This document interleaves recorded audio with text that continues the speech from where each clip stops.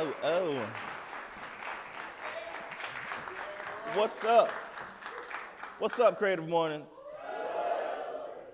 I am not comfortable. Like, usually in this setting, I'm very, very comfortable, but I am not comfortable at all right now. These past few weeks have been very, very fun and challenging around this topic, and I had to go home and had to do some phone calls and had to do some soul searching. First of all, let's all be real. This is a very difficult topic, right? I know you all were looking like, what was his brother, locked up or something? Like, why is he? How did he, like, come on now. I know it crossed your mind at least. Thank you, sis, for being honest. You know what I'm saying? And then the picture, like, I'm so thankful. You all saw the pictures, right? I feel like those were corruptive, you know? Like, immediately when those photos came out, my homeboys called me and was like, man, you look like a college instructor, but all you do is scams. I was like, all right, cool. So yeah, it was fun. And I had a chance to go home and do some soul searching because this came out a lot here recently. I felt like over and over, like I have no experience in corruption, you know what I'm saying? And then I kept finding out, and as my guy Spence said to me earlier, he was like, well, you may not be involved in corruption, but corruption is involved in you. So I realized taking such a difficult topic, which way to approach it, and I didn't want to come off too preachy or educational based. And talking to Mario and Akira more and more, it just became more evident that they wanted me to be more expressive upon my standpoint and experiences upon corruption, rather than what it actually means and such things that being more so from an instructor or academic standpoint. So getting into my life experiences and stuff like that, first thing I want to do is give you some prereqs to what we're about to get into. Shit's about to get real. This is about to be a very difficult and vulnerable thing for me to talk about. So the first thing I want to do is I'm going over, I'd like to tell you something about myself prior to that has to do with, I'm definitely both sides of the track kid. Some of you all know what I mean when I say that. You just started me to mean like, okay, I see it. Basically what that means is I'll do really good in a job interview, but I might hit you in your mouth, you know? It's like, you know, so I came along. I have 4 older sisters. I was the first boy. I was the only boy, pretty much. And I came along right when my parents started to get things figured out in life. And my mom didn't want me to lose any of the corrupt skills that my sister got from being in these spaces and on these other sides of the track. So even though life was going swell and, you know, we had tigers on our shirts and stuff like that, that was a shout out to people that were into fashion back in the 90s. Had tigers and alligators on our shirts and stuff like that. My mom still wanted me to be corrupted just a little bit to understand that life ain't all tigers and alligators on your shirt. So I had the privilege of no matter what, how it was, how nice I was dressed, whatever it was the occasion, I would spend one side of my day on one side of town going to a very nice school, all swell, you know what I'm saying? Look kind of like this, you know, white wall, stuff like that. And then the other half of my day, I had to spend in downtown Durkeeville at the Boys and Girls Club. So it was a duality where she wanted me to be corrupted by both sides. And it worked out in my favor a lot. I think it helped me a lot with being able to live in a city like this, because you got to have a little bit of the right type of corruption in you to know when to stop for the right squeegee boy, you know? You got to have just the right amount of corruption in you to know, you know what I'm saying? So I'm going to get started here. This was very difficult. I said that already, but you guys don't know how hard this was. It was very hard because every time I tell somebody, they would make the face that you make when you see an ugly baby. It's like you don't want to say how you feel, so you just nod your head and go, oh. People be like, I saw you doing the speech. I saw you doing Creative Mornings. Man, what's your topic? Like corruption. Like, oh. Oh, that's nice. So yeah, I'm thankful that we're here now. All right. So exploring what corruption is in a traditional sense. I'm going to go straight to it. So, corruption is a form of dishonesty or criminal offense which is undertaken by a person or an organization which is entrusted in a position of authority in order to acquire illicit benefits or abuse power for one's personal gain. So when I see that, the two or the few things that really stick out in comparison to me is dishonesty and criminal offense. What I mean by that is, through all my research in corruption, all corruption is not a criminal offense. You know, like you've definitely done a few things that were corrupt that will not get you in jail, but it'll just get you turned, a nose turned down or so like that. Another thing that comes up is person or organization. So this can be done by one, or this can be done by group agencies, in most cases, law enforcement and other things like that. But also another thing that comes up is abuse of power for one's personal gain. So on a small and fun case, I don't know if you've never done this, you are missing out on one of the enjoyments of life and being an American. But if you ain't never bought food stamps off somebody,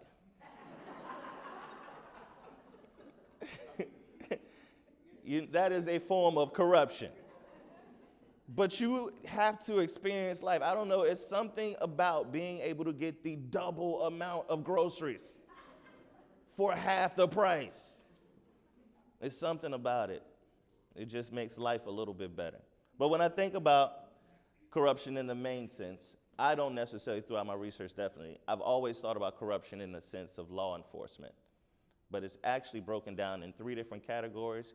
2 and 1 are kind of one and the same, but it's actually broken down into 3 different categories. Now, I like to look at things when it comes to understanding them from an oppositional standpoint. Sometimes it makes it very easy for me to understand something if I know the opposite of it. So corruption could be a very large and broad term. I did not know how she was going to spin a flower into corruption, but I was with it, girl. I was with it and I was with you. But at the end of it all, honesty, honor, and transparency. And this word transparency is a big one for me because it was very difficult, this topic, because I've always lived my life in a very transparent form. Definitely choosing an art form such as stand-up comedy. I have to, or it is in my best interest to be vulnerable on stage. It is in my best interest to talk about my life experiences. And whenever you don't do that as a comedian, that can be considered stealing, which is damn sure corrupt. You know what I'm saying? So it was very difficult, once again, coming back to this, because I kept trying to find ways around not necessarily how to not talk about myself or my experiences, but there were certain definite things and instances that I was running away from that caused me to just give it up and just be vulnerable here 100%. But if I'm ever confused, when it comes to corruption, the actual opposite terms are honesty, honor, and transparency. So, I was telling y'all about that. It is about to get very honest and real. So, 3 different types of corruption. We got systemic, grand, and my favorite, petty. That's we've all found a way to be one of 2, or at least all 3 in the same, But today I want you to explore and realize how sometimes corruptive behavior can be beneficial for you in the long run. Corruptive behavior can be beneficial for you and you may not even know it. And just sometimes, I guess, at the end of the day, try to take a silver linings approach to things. So, when I say systemic, I'm going to do some shotgunning just to give you some perspective in thinking about it. But when I say systemic corruption, my man Joseph, what do you think I mean when I say that? Corporations. Great job. Great job.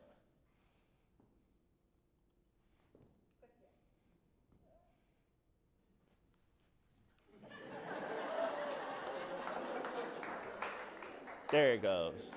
There it goes. This device is corrupt. Yes. So Primarily, when it comes to systemic, it has to do with law enforcement, and agencies. So instances of corrupt conduct which may or may not constitute in serious corruption that reveal a pattern of corrupt conduct in the law enforcement, laws, or agencies. Agencies and law enforcement is something you really want to pay attention to when it comes to that one. So in most senses, that's the one that I would say that we're most familiar with. We all have television shows that have been capsulated in Baltimore's porn trauma that is on HBO left and right.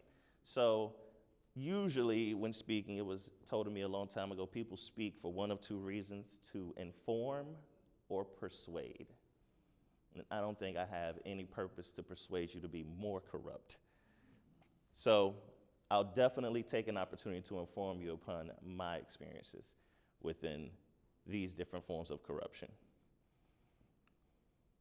I'll give you an example. Bribery, extortion, embezzlement. Those are the three things that you primarily think about when it comes down to systemic corruptions. And down here at the bottom is a very fun fact that I could see some of you all out there already. How many times have you done that back when you were in college, or still do that to this day? That is most definitely corrupt, because you put all that time into putting on that outfit, and it looks better than anybody else that's standing in this line right now. So you're just gonna walk to the front while everybody else is looking like, what she think she doing? And you give them that look like, you know what I'm doing. You know what I'm about to go do, girl. You should have put on the other dress, you know what I'm saying? But that most definitely is a fun aspect and a way of looking at systemic corruption. My experience in corruption: D. Brown basketball camp in 1997. I actually went twice. So there was this agency, and they were just like most organizations and agencies, but this one was for a prestige school that was at Bowles. It was a collegiate high school, and it was where a bunch of D1 players went. It was one of the best high schools in the city. D. Brown, some of you all that may remember, I'm telling my age for real though, it's all good though. Some of y'all that may remember, he won the slam dunk contest, I want to say 1992 or 93, doing the wackest dunk in the world. All he did is just dunk like this. That's it. And I know to you right now, you're like, he just dabbed and dunked? No. It was way cooler in 92. We just ain't never, all we had was Tootsie Roll and D. Brown, trust me. Life was popping for real. But my form of corruption first came when I discovered this basketball camp, and we were doing swell. We had tigers and alligators on our shirts. Life was nice, but my mother was not paying $800 for me to go to this basketball camp for 4 days, and then you go spend the night at the college campus and everything like that. And I'll never forget just asking her over and over, like, can I go? Can I go? I remember purposefully for that whole entire 3-month semester, like, not asking for no Jordans, no shoes. Like, I was like, maybe if I don't ask for stuff, you'll save the money for me. You know what I'm saying? But it just couldn't happen. And I never forget, she was like, well, write a letter and tell them that you ain't got no money. And I was like, all right, let me see if this will work out. So I sat down at my desk, and in the 90s, I had to be like 11, 12 years old. I'm writing up this good hoop dream story, like, we don't even got basketball goals. I'm shooting in milk cartons. I'm like making up this huge story about how, man, I don't got no Jordans. This ain't even crazy. Like, I don't even know how they chose me for this. But I ended up, after telling this huge lie upon funds that were so disproportionate, and we weren't able to make it, and please, D. Brown basketball camp, they let me in for free 2 years in a row. And that was my first experience in systematic corruption. It was real. It was real. And my mother taught me how to pull that scam, It was really real, And there was a few scams I saw going on systemically. And my mother was also a social worker. And I think, once again, as I said it before, that was my first experience in purchasing food stamps. And I was like, ain't it your job to give these away? And those of y'all that know really know, you know what I'm saying? So from time to time in her field, she would just get food stamps, and that was a Jordan fund after a while. And those were just forms of corruption that I was familiar with and that helped things progress. And don't make me do it again. Let me see. There we go. Can you check me out there, young Ivan Martin, right there with the big head at the D Brown basketball camp? You can't really see, but trust me, those of y'all that know, in '97, Jordan did not have it. Grant Hill had the shoe game on lock, and that's what I'm wearing. Just letting you know. Those were the Fila Grant Hills with the blue suede. This was a very fun experience. I always take from this one practice of corruption. Honestly, ever since this experience, I always thought back to how much enjoyment I had here and all this other stuff. But long story short, it propelled me to start to think about not necessarily, the best way to say it is, I'll never take another opportunity away from someone if it's not an opportunity that I want for the rest of my life. Because it would always cross my mind, like there was probably some kid out there, he just didn't know how to write as good as me. That ain't my fault, but it always stays in my head that, there was definitely somebody out there that may have just well deserved that opportunity just as much or more than me. And that really had a big impact upon how a lot of life decisions I made throughout the rest of my life. Short, quick story, I'm a veteran, 2 deployments, Iraqi freedom and Hurricane Katrina. And I ended up getting out early on a good conduct. I was released an extra 6 months early, still on a good conduct and honorable discharge. But I was offered STA 21, which is a program to go to Annapolis and become an officer. And I knew for a fact it was another D. Brown situation where, is this just an opportunity that is falling into my lap and it's a good opportunity to take if I want to? Or do I feel like I would not ever want to take an opportunity away from another candidate that wants to be here? And the entire time I was in the Navy, I was selected for that program 2 years in a row. I never took any advancements tests. I never took advantage of the program. And I actually ended up getting out early on a different program for good conduct and education and programs that I put together for community service. But it still stuck with me that I didn't have to be corruptive to get what I wanted out of the situation. Quick fun fact before I turn this over. This summer was when West Coast, East Coast beef was going on and Tupac's Hit 'Em Up came out, and I knew everything about it. And I was talking about it, the whole camp. It was like 2 or 3 o'clock in the morning, and D. Brown walks in, and he just goes, "Hey, man, who's in here talking? Who's in here talking?" It was like 2 or 3 o'clock in the morning. And I just stood up. I was like, it was me. And I'll never forget, he just comes over, he goes, "Hey, if I don't hear your voice for the rest of the camp, I'll give you $100. And we were like getting our awards at the end, and everybody, we like standing up waiting to get our awards. And as soon as it was over, it was like, "All right, y'all, come go hug your parents." I ran over to D. Brown, and I was like, "Hey, you remember?" And he had it folded up and ready already. He didn't even make eye contact. He just goes, "Here." So, yeah. Grand corruption is the abuse of high-level power that benefits the few at the expense of many. So grand, Spence, help me out, big brother. What do you think of when you think of grand corruption? Government. Good job. Government. Government's a great example, and the government's perfect because the opposite or the last one would actually be petty. The only difference between petty and grand is the size of the corruption. You got to check here over and over. It says high-level power.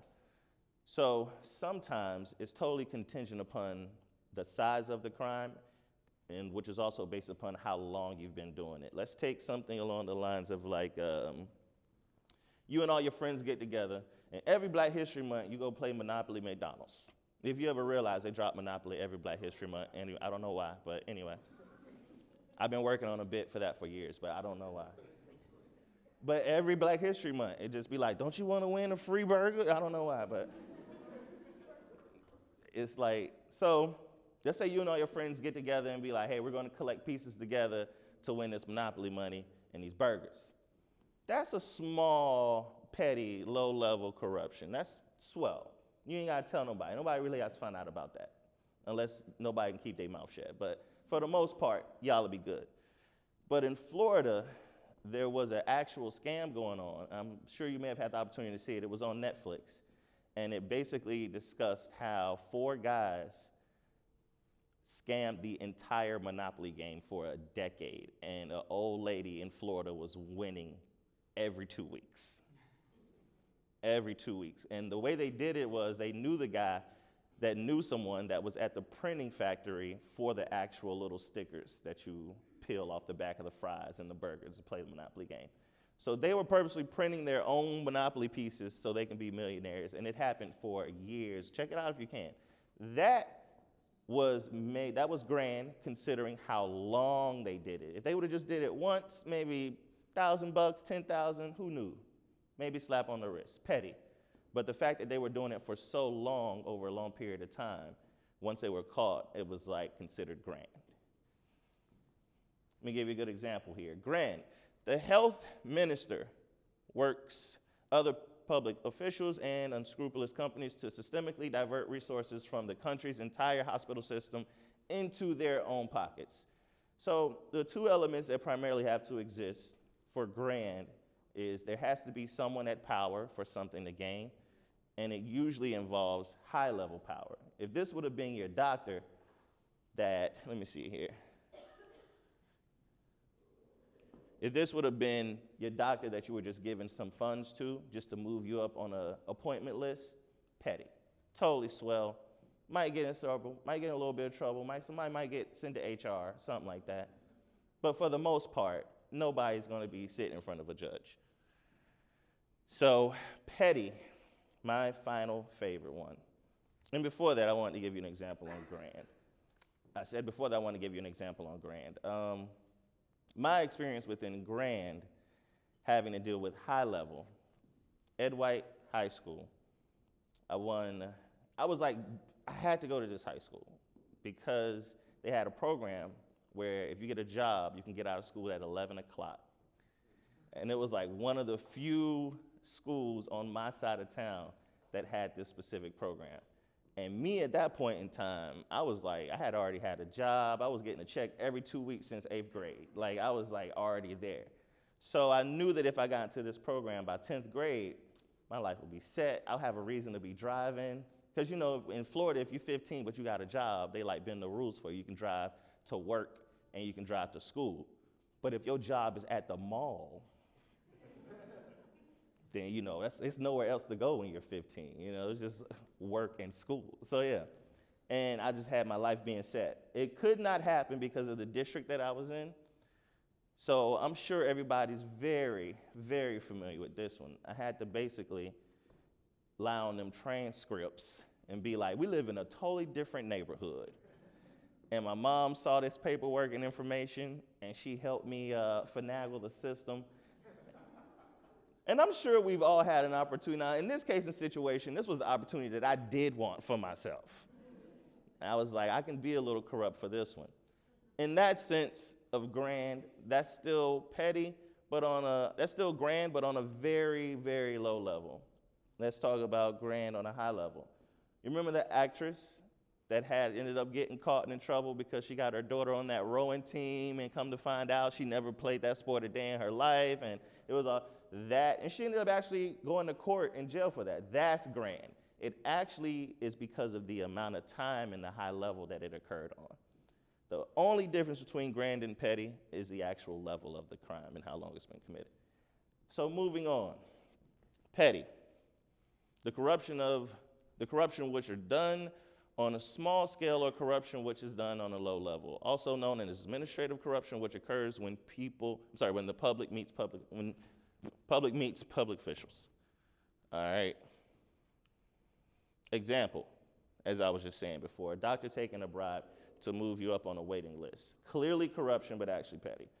So right now is the part where I get a little personal with the pettiness. So my name is Ivan Selwyn Martin. Ivan and Selwyn are two totally different men. Yes. I saw you you was trying to continue to drink your coffee, did not give no response. And then when I said yes, you almost spit it out because you couldn't. I know the vision, and yes. So, funny part here, the person who actually raised me and is my father, or who's been told is my daddy, is Selwyn. That's who had the tigers and the alligators on the shirts. And everything worked out, around that time is when basically my parents met and they started getting things together, moved on the other side of town. They both met in the mental health field. Everything worked out. I came about. But somehow, through all of the corruption, Ivan ended up signing the birth certificate. So I'm not sure if you're aware of how that system works, but Selwyn and my mother ended up being together, being married. Long story, they're still together. Ivan, even though they had a terrible falling out, turmoil left and right, I'm pretty sure my mother was scorned because she allowed that man to sign the birth certificate. And in the state of Florida, whoever signs the birth certificate got to pay that child support. So it was very difficult because there were these pockets of my life where out of nowhere will be like, Ivan want to see you. And I'll be like, why, my daddy right here? Who's that? But he's like, I want to see this kid I'm paying child support for. And it was very confusing at times. Very confusing. I remember being, my whole entire life, no matter what happened or what moment was going on, I remember what music I was listening to. So I remember one time, Ivan asked to pick me up. And we were sitting in this Mercury Cougar in the parking lot. And he was smoking a cigarette. And Dr. Dre's The Chronic was playing on the tape deck. And this is when it started, even as a young man, this is when it all started coming together. And this is how you know a man is at his wits. When you asking for advice from a child, I think you have lost, I think as a man, you just like, so we were sitting in this parking lot. And Ivan was just confused. He was just like, I don't know why your mama got me on child support. And a few seconds went by, and he hit it, and smoke came out of his mouth, and he turned to me and said, you ain't even mine. It's okay, laugh. The people that said, oh, don't make the people that laugh feel bad. Y'all good. But I share with you that story to say, if you can realize throughout this entire time, there's been tons of pockets of stories about my parents and my mother doing, whether it be systemic, grand, or petty, corrupt things. What I realized after this experiment, because this is something that I battle with all the time, and that's something I've been wanting to express myself or talk about more, or be more vulnerable in my comedy sets, but it just hasn't been working out. So for me to be thrusted into talking about this and being this vulnerable was very much so needed, but now you see why I was saying, y'all, I'm so uncomfortable. Now, this would be very easy. It would be a little bit easier to talk about if I was able to come at it 100% from a comedic standpoint, but this is just 100% vulnerable. So going back to it, what I can definitely say is the one thing that sticks out in my head over and over is that can one be corrupt for good? And I think the answer is hell yeah. I pause and I think about, it's a movie that came out in 2020 with Anthony Mackie and Samuel L. Jackson. You know the black guy that's in every movie. It's called The Banker. It's about these two gentlemen, two businessmen. One was more so an accountant and into real estate. The other was just like that brother in the neighborhood. And some of y'all know it's always one old black man that got money from somewhere, and all he do is just go around and giving small business loans. Like, you want to start a raking company? All right, here you go. Yeah, so he was like that brother in the neighborhood. These two guys link up, and long story short, they start to corrupt the banking system. They find the one thing that they needed to find to corrupt this banking system, come up with a company, and all they did in Los Angeles was gives loans to black families that were on the opposite side of the red line. Only thing that they needed to convince everyone was a white man. So they found this one white kid, literally just this kid that had no problems working with them, and they just forged the signatures, and they would play as his chauffeur or janitor, and they would go into banks and get all the corrupt funds that they needed. They did it in LA for about 5 years, and then they moved to Texas and started doing it. Because of how long they were doing it, and because of the amount of people that the government felt like they helped out or did against the government's will, they ended up going to jail for it. But can one be corrupt for good? Going back to the stories and things I was saying with my mother and my father, everything that was done, whether it was an opportunity that they felt like it was my turn to experience this, whether it was an opportunity or it was something that she felt like I should have or be able to understand, whether it was something where it was like being able to travel and have these have this personality where I do feel comfortable in this neighborhood and in that neighborhood. You know what I'm saying? It was all done for the betterment and good of my life. I've even heard before at those cookouts as you get older, because you know, as you get older, you learn more about your family, that all my father, all Selwyn ever wanted was a son, and whether I'm his child or not, that's my father. And if she never would have put Ivan on child support, from what it was told of me, he would have never had an opportunity to get a real job because they had to take it out of your check. Before then, Ivan was just in the streets. So if you ask me, 2 brothers, she saved their lives and gave them what they wanted with a nice corrupt lie. I want to say thank y'all very much.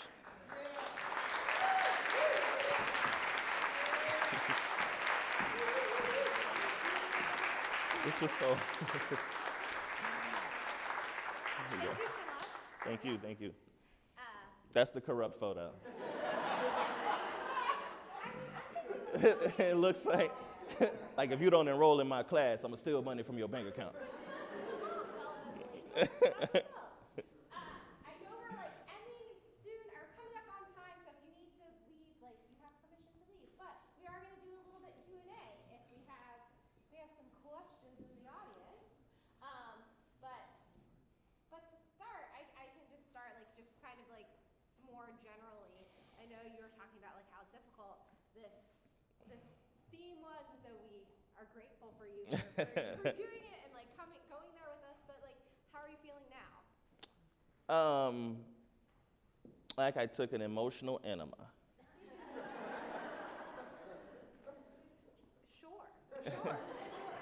Flushed emotionally.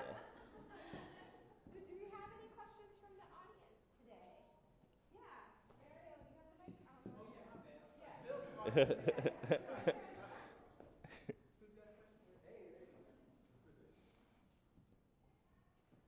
I was just wondering, thank you for this talk. It's amazing and on point and funny. And I was wondering if you've ever thought about sponsoring a kid to go to that baseball camp. Oh, man. All right, funny enough. I have reached out, and the camp does not exist anymore, but his brother does coach a team in Florida, and I can see about making something happen. Thank you for the idea. I've always wanted to meet some dude that's from Baltimore, but it's killing shit down in Jacksonville. So you know what I'm saying? Hopefully I bump into him trying to do that. It usually goes the other way. Yes, you know what I'm saying? If y'all didn't know, also, he's from Jacksonville, Florida. Any other last questions that we have before we go on today? Yes. When's your next show? Oh. Can you look in the calendar and show me real quick, babe? Oh, I'm sorry, they both. Oh, my next show. Because I have them in different capacities. But my next show, every Wednesday, we're at the Motor House at 9 o'clock. It is also the headquarters for the Baltimore Comedy Festival, which is every Labor Day week. It's 20 shows all throughout the city. It's 100 comedians that are not from here, not around here, guys from LA. We've had comedians from Australia come. It is one of the very few festivals also that is free submissions because a comic runs it. I don't want people to do things I would want to do. But it's a very good one. We have tons of free events and a few ticketed ones. Tony Woods, who was Dave Chappelle's mentor, he's done it 3 times. Jordan Rock just came and did it. He did it twice. We've had a few other people. Deion Colas came through. So yeah, come in. Oh yeah, and I'll be there. But yeah, every Wednesday, Art of Comedy is dope. And we do a monthly showcase, but trust me, if you just want to do a quick getaway, it's Motor House. We have food, we have drink specials. It's nice. Every Wednesday, 9 o'clock. And it's free. And if you guys want to do anything with us, that's our marketing communications person. Please talk to him. Everyone, please help me thank Ivan again